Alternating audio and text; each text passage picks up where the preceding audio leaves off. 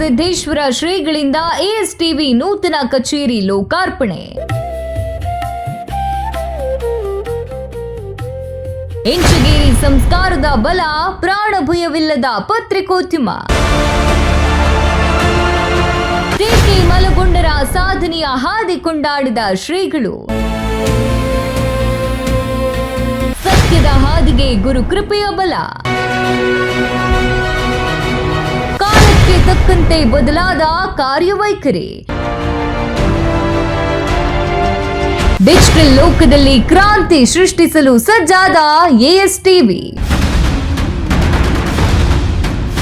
ನೆನಪಿಟ್ಕೊಳ್ಳಿ, ಈ ಜಗತ್ತಿನಲ್ಲಿ ಯಾರು ಧರ್ಮ ಮತ್ತು ಸತ್ಯದ ಮಾರ್ಗದಲ್ಲಿ ನಿಲ್ತಾರೋ, ಯಾರು ಸತ್ಯದ ಪರವಾಗಿ ಎದೆಯುಬ್ಬಿಸಿ ಹೋರಾಟ ಮಾಡ್ತಾರೋ ಅವರಿಗೆ ಜಗತ್ತಿನ ಎಲ್ಲ ದೇವತೆಗಳ ಕೃಪಾಶೀರ್ವಾದ ಇದ್ದೇ ಇರುತ್ತೆ.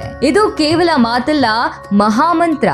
ಭಾವೈಕ್ಯತೆಯ ಪರಮ ಪವಿತ್ರ ತಾಣ ಶ್ರೀ ಕ್ಷೇತ್ರ ಇಂಚಗೇರಿ ಮಠದ ಶ್ರೀ ಸಮರ್ಥ ಸದ್ಗುರು ರೇವಣ ಸಿದ್ದೇಶ್ವರ ಮಹಾರಾಜರ ಮುಖದಿಂದ ಹೊರಟ ಆಶೀರ್ವಚನದ ನುಡಿಗಳಿವು.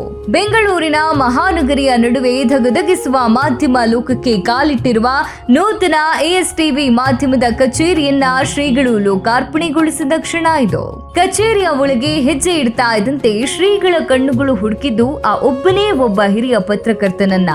ಅವರೇ ಟಿಕೆ ಮಲಗೊಂಡ ಅವರ ಸುದೀರ್ಘ ಮುಳ್ಳಿನಂತ ಪತ್ರಿಕೋದ್ಯಮದ ಹಾದಿಯನ್ನ ನೆನೆದ ಶ್ರೀಗಳು ಭಾವುಕರಾದ್ರು. ಮಲಗೊಂಡವರದ್ದು ಸಾಧಾರಣ ಬದುಕಲ್ಲ. ಬಾಲ್ಯದ ದಿನಗಳಿಂದ ಹಿಡಿದು ಪತ್ರಿಕೆ ಕಟ್ಟಿ ಬೆಳೆಸುವವರೆಗಿನ ಅವರ ಇಡೀ ಜರ್ನಿ ನಡೆದಿದ್ದು ಇದೇ ಇಂಚಗೇರಿ ಸಂಪ್ರದಾಯದ ನೆರಳಿನಲ್ಲಿ. ರಕ್ತಗತವಾಗಿ ಬಂದ ಸಂಸ್ಕಾರದ ಬಲವೇ ಆಗಿದೆ.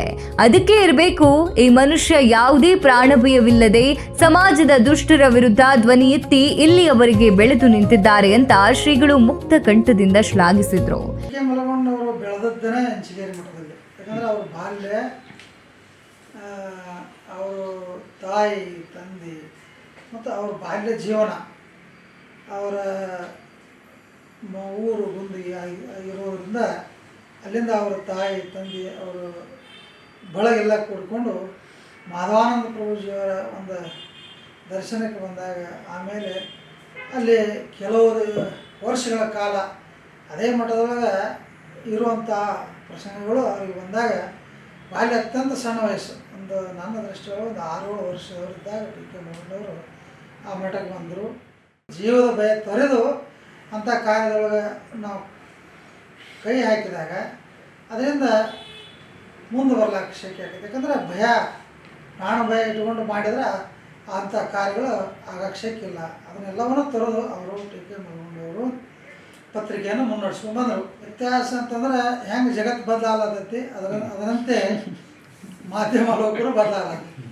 ಯಾಕಂತಂದರೆ ಆಗ ಪತ್ರಿಕೋದ್ಯಮ, ಆಮೇಲೆ ಟಿ ವಿ ಮಾಧ್ಯಮ, ಈಗ ಅದಕ್ಕಿಂತಲೂ ಸೂಕ್ಷ್ಮ ಇದೆಲ್ಲ ಮೊಬೈಲ್ ಯುಗ ಬಂದ್ಬಿಟ್ಟೆ, ಡಿಜಿಟಲ್ ಮಾಧ್ಯಮ. ಇತಿಹಾಸದ ಪುಟಗಳನ್ನ ಒಮ್ಮೆ ತಿರುವಿ ನೋಡಿ.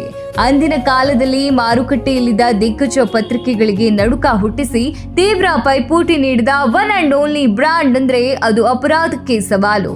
ಅದು ಬರೀ ಪತ್ರಿಕೆ ಆಗಿರಲಿಲ್ಲ, ಭೀಮಾ ತೀರದಿಂದ ಹಿಡಿದು ಇಡೀ ಕರ್ನಾಟಕದ ಓದುಗರು ಅತ್ಯಂತ ಪ್ರೀತಿಯಿಂದ ಕಾತರದಿಂದ ಕಾಯ್ದು ಓದ್ತಾ ಇದ್ದ ಒಂದು ರೋಮಾಂಚನ.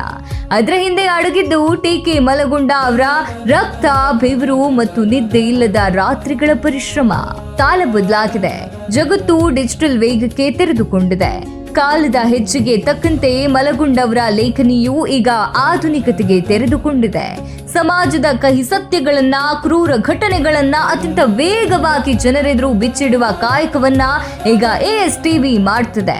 ಇನ್ನು ಮುಂದೆ ಡಿಜಿಟಲ್ ರೂಪದಲ್ಲಿ ಕ್ರಾಂತಿ ಸೃಷ್ಟಿಸಲಿರುವ ಈ ವಾಹಿನಿಯ ಮೂಲಕ ಮಲಗೊಂಡವರು ಪತ್ರಿಕೋದ್ಯಮಕ್ಕೆ ಇನ್ನಷ್ಟು ದೊಡ್ಡ ಸೇವೆ ಸಲ್ಲಿಸುವಂತಾಗ್ಲಿ.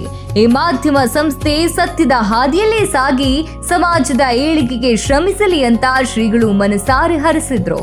ಈ ಐತಿಹಾಸಿಕ ಕಾರ್ಯಕ್ರಮದ ಕ್ಲೈಮ್ಯಾಕ್ಸ್ ಕ್ಷಣ ಇದು. ನೂತನ ಕಚೇರಿಯನ್ನ ಲೋಕಾರ್ಪಣೆಗೊಳಿಸಿದ ಶ್ರೀ ಕ್ಷೇತ್ರ ಇಂಚಗೇರಿ ಮಠದ ಶ್ರೀ ಸಮರ್ಥ ಸದ್ಗುರು ರೇವಣ ಸಿದ್ದೇಶ್ವರ ಮಹಾರಾಜರು ಹಾಗೂ ಮುಕುಂದ ಮುರುಗೋಡ ಮಹಾರಾಜರನ್ನ ಅಪರಾಧಕ್ಕೆ ಸವಾಲು ಮತ್ತು ಎಎಸ್ಟಿವಿ ಸಂಸ್ಥೆಯ ಉಪಸಂಪಾದಕರಾದ ವಿಶ್ವಪ್ರಕಾಶ್ ಟಿ ಮಲಗೊಂಡವರು ಅತ್ಯಂತ ಭಕ್ತಿ ಪೂರ್ವಕವಾಗಿ ಸ್ವಾಗತಿಸಿದ್ರು. ಕೃತಜ್ಞತೆಯ ಭಾವದೊಂದಿಗೆ ಶಾಲು ಹೊದಿಸಿ ಆತ್ಮೀಯವಾಗಿ ಸನ್ಮಾನಿಸಿ ಶ್ರೀಗಳ ಪಾದಕ್ಕೆ ಶರಣಾದರು.